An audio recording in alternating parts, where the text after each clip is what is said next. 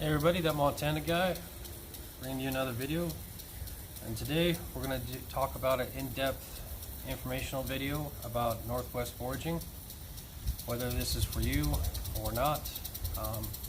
Also kind of talk about the book in general, so if this is something you're interested in, stay tuned.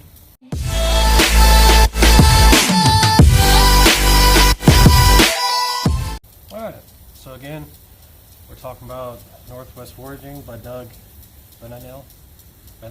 Sorry. If you're like me, it's kind of frustrating to know whether a book's right for you or not, depending on your area. If you're looking for information on gathering food for plants. And living in Montana is kind of frustrating because you're either finding books about back east or the books about, like Washington, Oregon, California. There wasn't really any specific book talking about Montana in general. For a long time I couldn't find them. Now I'm starting to find them more. But that's the reason why I got this book. It's because it's one of the first books I got about foraging. And it's a very in-depth book. It's only about 209 pages long, but the thing I like about it is it does talk about different plants. Some of them are nationwide. For instance, you have yarrow, dandelion, and cattails. So that's not a nice thing about that book, about this book. And basically it's a identification of some specific edible and poisonous plants of the Pacific Northwest, and it does have a limited, to a limited extent, it does talk about these plants being in the eastern side of the Rockies, but western side of Montana and Wyoming. It goes that far, so that's one of the reasons why I bought this book, is because at the time I was living up in the Platte Valley. But like I said, it does talk about some common plants like yarrow, cattail, and dandelion in this book. So if you want to know more information about those, it is a great book to get. The author, Doug, he places each plant into one or more of the following categories: whether it's easy to identify, good tasting and highly nutritious, species interested in the hiker-campers, and of special interest to the city dweller. So just because you can't go out camping and hiking doesn't mean that you can't pick up this book and find vegetation that's in the city. And then number 5 is extremely plentiful and or relatively abundant from late fall to very early spring when not much else is. That's one of the things I think is very important, because a lot of plants, after a certain season, it's kind of hard to find them.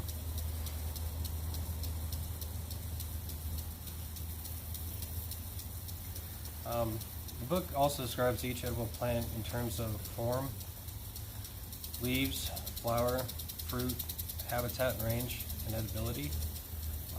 The nice thing about this also is that at the very end, it talks about poisonous plants. It does have their own section at the very end here. So I thought that was pretty important. Poisonous plants lookalikes for some of these edibles. A nice thing about it too is that it gives the botanical and common name of each plant that's in this book. And what I'll do is I'll put the list of names of each plant in the description down below, as well as a link to my affiliate program on Amazon if you're interested in getting this book. I'll put the common names and the Latin names for each one of them. So if you know that you have this plant in your area, you might want to pick up this book. Also on each plant, it's not a colored picture like a lot of them are. These ones are actually hand drawn. It's meticulously prepared drawings depicting the plant as it appears in a season when it's best for harvesting, or at a stage of growth when it's effortlessly to identify. Also, on each picture of the plant, there's a scale number that's up on the top left corner, right below the name of it, that gives it in relation to the living plant it appears. So, for instance, if you have a 3/4 times, like on Bittercress, right here it shows, I don't know how well you can see that, but it shows a scale. Oops, sorry. A scale of what the plant actually is versus this book.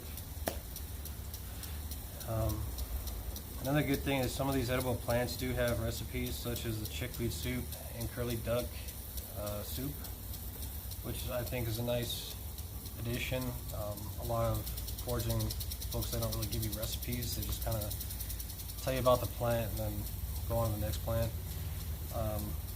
Doug, the majority of these recipes that are in here are from him or his wife. If they are from his friends or something, he does point out that they were not from him, they were from somebody else. It also, in the first part of this, it gives you a list of introduced wild edible plants. For instance, it shows on page 21, like asparagus, it's unknown where that came from. Dandelion came from Europe. Some of these other ones come from Europe and Eurasia and tropical Americas. So it does give you a list of these ones if you are curious. So the list of also in the first section, before you even get into actual plants themselves, it does talk about a list of the edible plants availability by season. For instance, it talks about spring, summer, fall, and winter. It talks about the salad greens, the cooked greens, the roots, the berries, the seed capsules, and flowers for each season if it's available, which I thought was a very great part. That way it kind of gives you more of an idea when these are in season to eat. For instance, for winter, you can eat the roots of cattail, and spring you can eat the roots for the cattail, but also in spring you can eat the cattail inner leaves. It's a nice reference point of each season, which I believe is a good thing to add into a book. That way you kind of don't have to get frustrated and find out after you read a certain plant that you're out of season, so you have to wait until next year in order to kind of identify it and see if it's something that you want to use. So that was a very good add, I think, personally, into the book itself. And then also it talks about the harvesting of each plant. It talks about drying and storing, and then it talks a little bit about Native American plant usage and the core discovery. The core discovery was the Lewis and Clark expedition that went from St. Louis to Pacific back. And then also, a nice thing about this too is, I haven't seen this in any other books, it actually talks about wild nutrition, edibles versus supermarket product. It kind of goes into detail about that. And on one of the pages it gives you, for instance, the plant like dandelion greens raw versus dandelion greens cooked. It talks about the food energy, protein, fat, calcium, phosphorus, iron, sodium, potassium, vitamin A, and ascorbic acid of each one of these on this list, which I thought was a pretty interesting thing to put out there. Then it goes to the plant structure for the flower structure, the leaf structure, flower type, simple versus compound leaves, and leaf arrangements, and then the leaf shapes before it actually goes into each plant. So I thought that was kind of cool. So the next section for the edible plants, it gives you information on each plant. It also gives you the common name, the Latin name. Also, for instance, American Bistort, it's known as mountain meadow knotweed in western Bistort. And it's in the buckwheat family. So I thought that was pretty interesting to know. Like I said, it gives you the common name and the Latin name of each plant. And then it kind of talks about each plant a little bit, and then it talks about the form, the leaves, the flower, the habitat range, and then the edibility of each plant. Some are more in depth than others.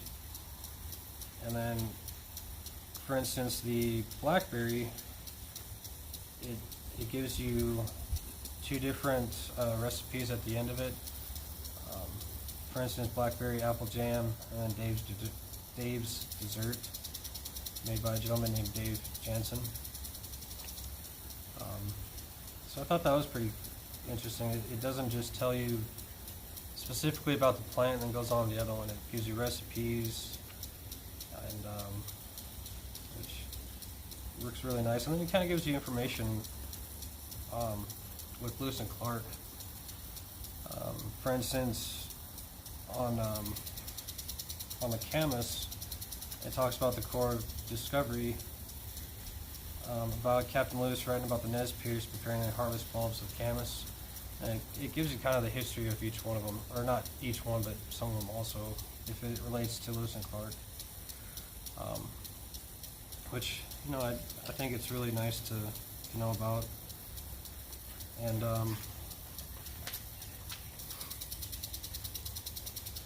so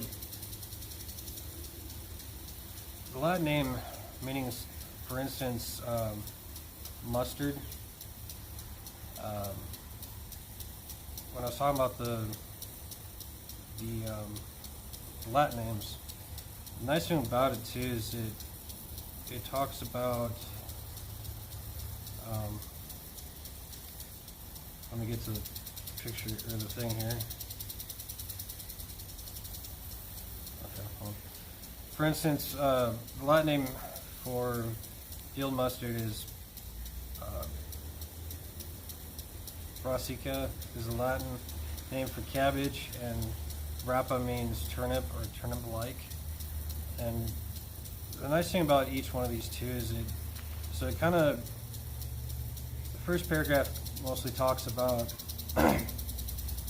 his opinion about each plant, for how it tastes and what it looks like. And then there's a little itty bitty paragraph that talks about the Latin name of each plant. For instance, lamb's quarters, it's Chenopedium album. And then on here it talks about Chapopium comes from the Greek chen, excuse me, meaning goose, and podos meaning foot or foot. This refers to the leaf shape of some species. Album means white, and is used to describe the color of the leaf under the surface. And that was one thing I thought was kind of interesting about each one, is they gives you information on what each Latin name means, which works out really well. And then after you get done with yarrow here, it talks about poisonous plants and lookalikes. For instance, you have nightshade, bracken fern, buttercup, and a few others.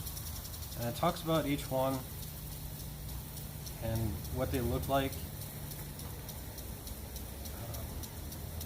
And also talks about the form, the leaves, the flower, habitat, and range, which I thought was really nice. So it doesn't just talk about the edibles, it talks about the poisonous ones that look like them. And then next you have the glossary, which talks about meanings of different words. Like berry is a fruit that is uniformly pulpy or juicy, habitat, the growing environments. So that was pretty nice to add in the back. And then it also has a list of recipes on on page 215. It gives you a list of recipes, for instance, teas, jams, jellies and syrups, sauces and dressings, soups, salads and side dishes, main courses, and breads and desserts. And so it's a very informational video.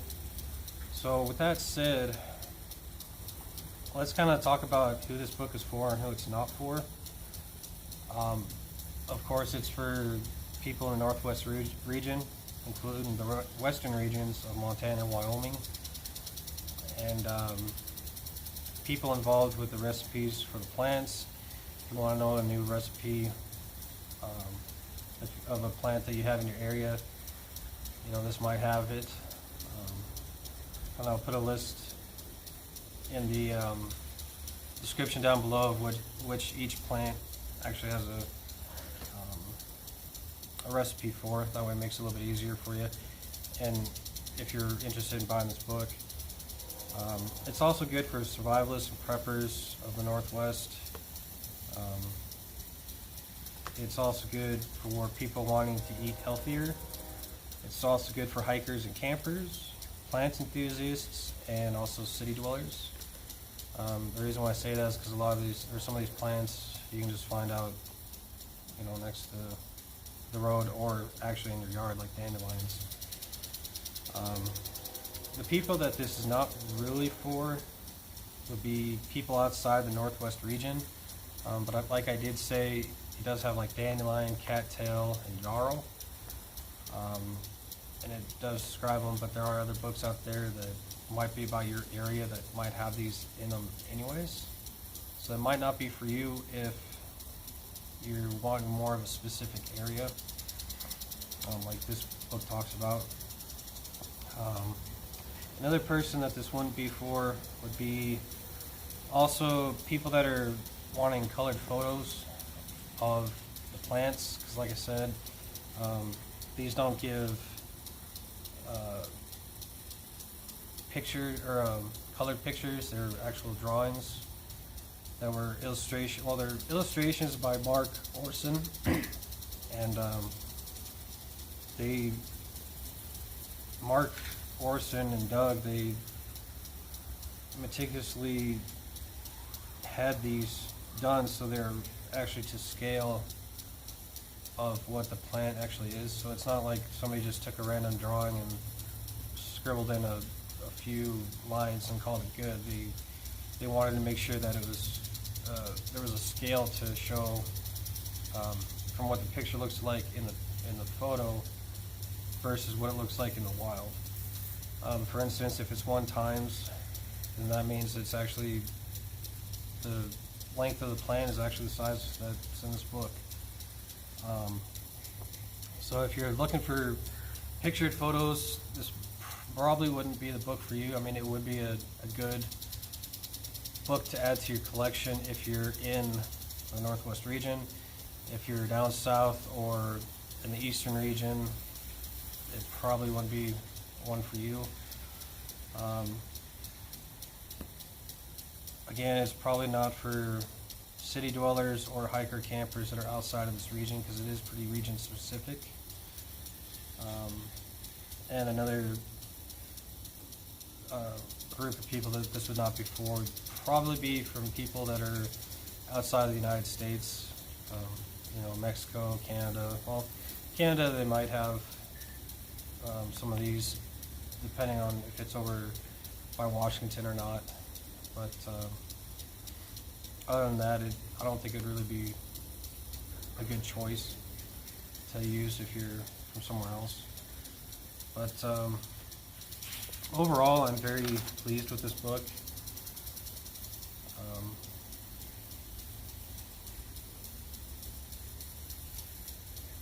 But yeah, it is a great book. I really do enjoy reading this. If you did think this book or this video was very informative and very helpful, please give a like. If you do like other videos in regards to information about books, whether they're right for you or not, consider subscribing. Again, I'll put in the description down below of each plant that's in this book, and I'll also put next to it which ones have a recipe. If I say like recipe ×3, that means there's 3 recipes for that specific plant. I'll also add the link to my Amazon affiliate link in the description down below for where you can get this. It does help the channel out quite a bit. So with that said, I do appreciate you all watching, and I apologize, it's kind of a long video, but I wanted to make sure that everybody who's wanting to get into learning about edible plants, they don't make the same mistakes that I do and just buy every book that's out there, because some of them are meant for you, some of them, they don't have plants in your area. So I hope that you found this enjoyable. Y'all stay safe and enjoy the woods. Take care.